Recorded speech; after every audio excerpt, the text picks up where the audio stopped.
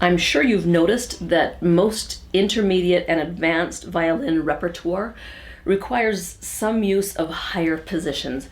Even if you can survive playing a passage in first position only, it's often way better to utilize higher positions for the sake of avoiding ugly, awkward string crossings or excessive string crossings, or to play a melody entirely on one string, therefore matching the timbre for throughout the whole melody. That's kind of nice. It's an advanced musical concept. In this video, I want to tell you about the opening of my new online class, Introducing the Positions, which teaches third and fifth position plus shifting technique. What do we do to shift successfully? And then I'd like to give you a short crash course, some quick tips on how to shift from first to third position. You know what? Let's do that first. If you want to skip this little mini lesson, you can just click on the description box below and visit my website, where you will see the course Introducing the Positions. You have to scroll down a little bit, and then you can read all about that on the description page for that course. Okay, let me give you some tips on shifting from first to third position. When I first start teaching students shifting and positions, we usually target third position. We skip over second position temporarily because third position gives us one extra note than second position does, so it's more useful. But another reason we use third position first is because your anchor finger, number one, first finger, is anchored on ringy notes. Those of you who don't know what ringy notes are, watch my other video on this channel called Violin Intonation, A Simple Approach. It talks about the ringy notes on the violin. Any note that's a G, a D, an A, or an E resonates with one of your open strings, and it's extra ringy. And so it's easy to hear, easy to play it in tune, easier than the non-ringy notes.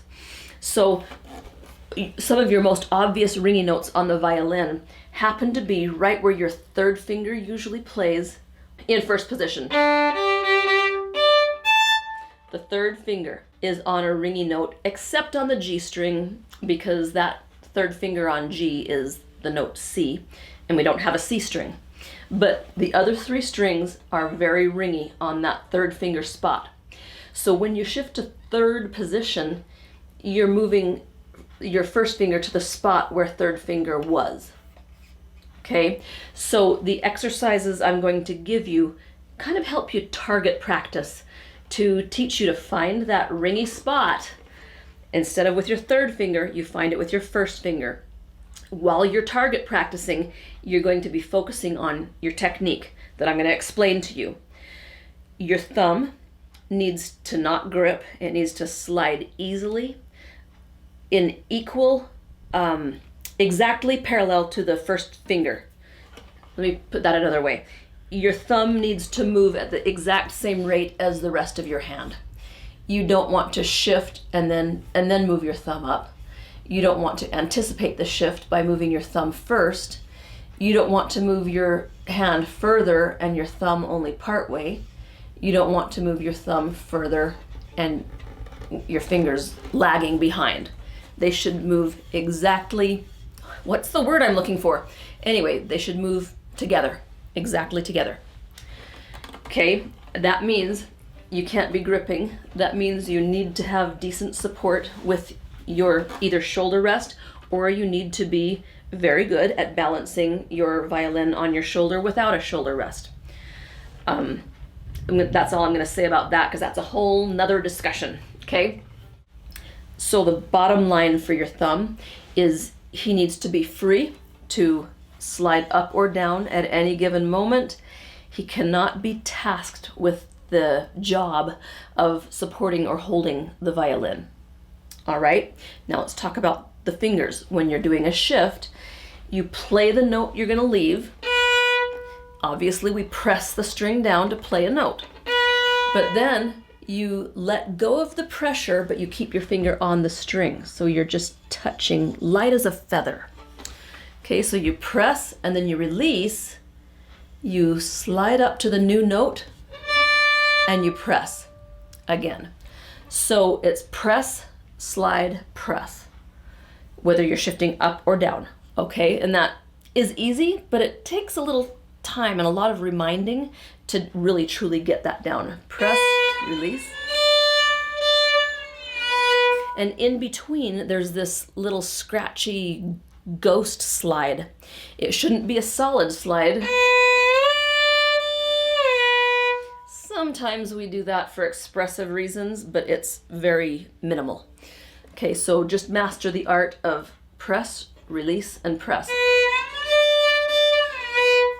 And that's the basic technique, or the basic mechanics of a shift. Move your thumb exactly in relation with the rest of your hand, and you press the note you're leaving, you release but touch the string, and you land on your new note and press the string. All right, so what we're gonna do is some target practice now. Playing open string. I hope you're playing with me because you'll get a lot more out of this if you've got your violin in hand. Play open string and then your third finger. And I'm a fan of playing 2 reps. So play open E and then 3, 3. Now do what I told you, move the thumb up and try to make the same note with your first finger. You may not nail it in the first few tries. Keep listening to your third finger.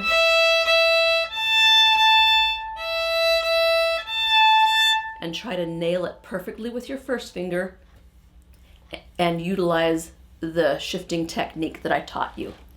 Okay? You do that on all 4 strings. Do it on the A string. Watch my thumb.